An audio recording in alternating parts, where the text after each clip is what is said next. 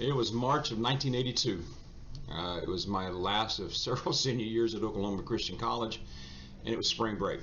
And every year at spring break, a group of us would go to the University of New Mexico in Albuquerque and have what we call the UNM Blitz. And we would spend time on the campus at University of New Mexico, and then we would ski the Sandias.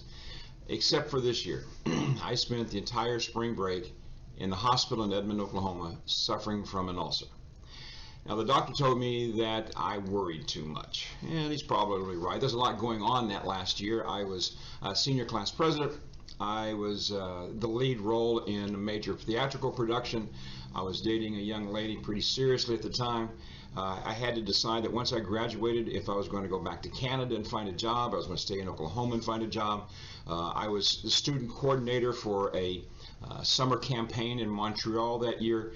There was a lot going on in my life, and the doctor said, "Well, you just worry too much," and probably was right. I wish at that time I had known what David refers to in one of the Psalms that we're looking at today, the 5 beginning in Psalm 36 through verse 40. And Psalm 37 in verse 1, in verse 7, and verse 8 says, "Do not fret." The word can be translated, "do not get hot." Modern translation, "stay cool." Don't worry, let it go, be happy. And what I find interesting is David here is referring to those who are fretting over the fact that those who are evil seem to be succeeding, and it was getting to them, and they were worrying about and fretting over the fact that God seemed to be inconsistent. And what he does in verses 3 through verse 8 is he tells us how that we can put this into practice. It's really easy to say, "Don't worry," but sometimes we're not given the tools to do that, and yet David does that for us. In verse 3, he says, first of all, trust in the Lord. He says, make sure that you know where your focus is at, that you realize that it's the Lord. And every time he uses the word Lord here in the Psalms, he uses the word Jehovah, which we know to be the everlasting, eternal one.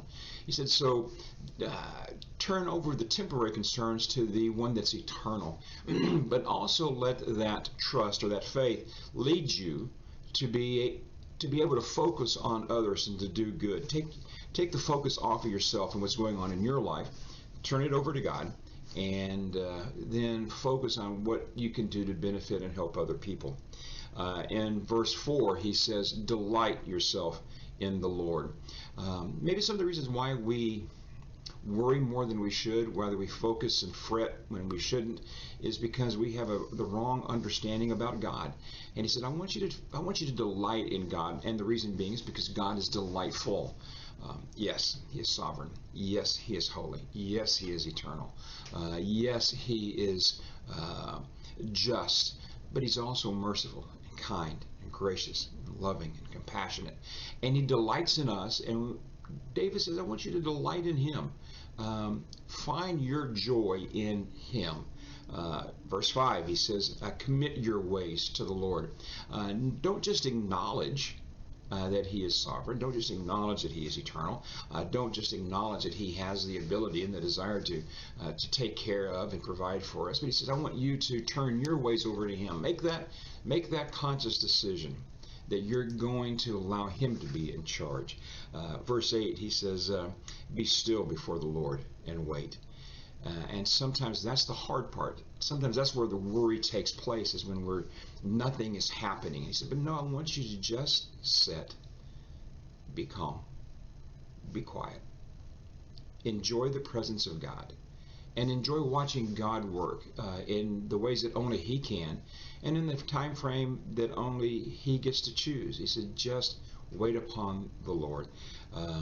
Verse 9, he said, or verse 8, he says, refrain from anger. That's the fifth thing that we can do. And maybe what he's talking about is refrain from being angry that other people are succeeding, refrain from being angry that things seem to be going wrong, but also refrain from being angry at God that he is not behaving and performing the way that you think that he should. So he says, don't fret, don't worry, don't be concerned.